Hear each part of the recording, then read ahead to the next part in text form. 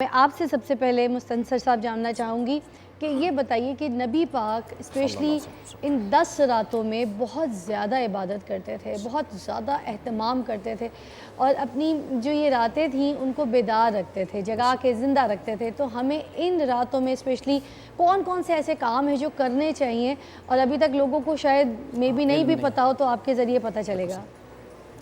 بسم اللہ الرحمن الرحیم۔ گزارش کرنا چاہوں گا کہ اعتکاف کا جو لفظ معنی ہے وہ ہے اپنے آپ کو روکے رکھنا، اپنے آپ کو محدود کر لینا، آئسولیٹ کر لینا۔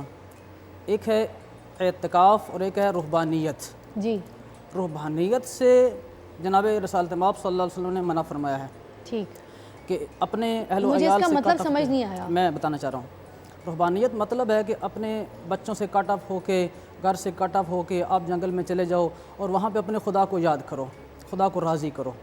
یہ جناب رسالت مآب سے پہلے جو تھا، یہ راہب جو آپ نے نام سنا ہوگا، جی، رہبا جو کہتے ہیں، جی۔ وہ اپنے آپ کو دنیا سے کٹ آف کر کے صرف خدا کا کر دیتے تھے۔ اچھا اس سے اسلام نے منع فرمایا۔ اچھا، اس نے کہا کہ آپ جاؤ، ضرور جاؤ، خدا کو راضی کرو، تو لیکن آپ دنیا میں بھی رہو، جتنا آپ نے دنیا کے لیے کرنا ہے دنیا کے لیے بھی کرو، جو آخرت کے لیے سامان ہے وہ بھی کرو، کیا بات ہے۔ اپنے خدا کو بھی یاد رکھو اور دنیا کے لیے بھی رکھو۔ مزے کی بات ہے۔ جزاکم اللہ خیر واسن جزا۔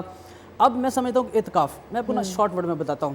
اعتکاف بیسیکلی ہمارے گناہوں کے خلاف خدا کی بارگاہ میں ایک دھرنا ہے اچھا، کہ یا اللہ میں تیرے سامنے آ گیا ہوں، بیٹھ گیا ہوں، میں نے دنیا کو عارضی طور پہ قطع تعلق کر دیا ہے اور میں اپنے گناہوں کی بخشش کروا کے جاؤں گا۔ ٹھیک ہے۔ جب یہ ہو جائے گا پھر اس کے لیے کچھ ٹرمز اینڈ کنڈیشنز ہیں کہ آپ نے وہ جو آج کل میں سمجھتا ہوں کہ ہمارے اعتکاف کا جو ایک روح ہے وہ ختم ہو چکی ہے۔ موبائل ساتھ لے کے جا رہے ہیں اور وہیں پہ جناب وہ دنیا داری بھی ہو رہی ہے اور اعتکاف بھی ہو رہا ہے۔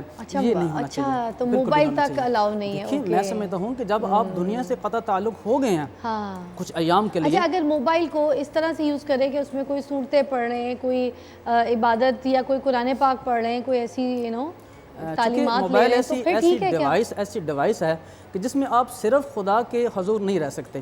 اب جب اسے آن کریں گے اس میں لا تعداد ایسی چیزیں آ جائیں گی جو آپ کو کچھ لمحات کے لیے خدا سے دور کر دیں گے۔ صحیح کہہ رہے ہیں نا۔ اگر آپ سمجھتے ہیں کہ آپ دیکھیں قرآن کریم میں تلاوت ہے ضرور کریں۔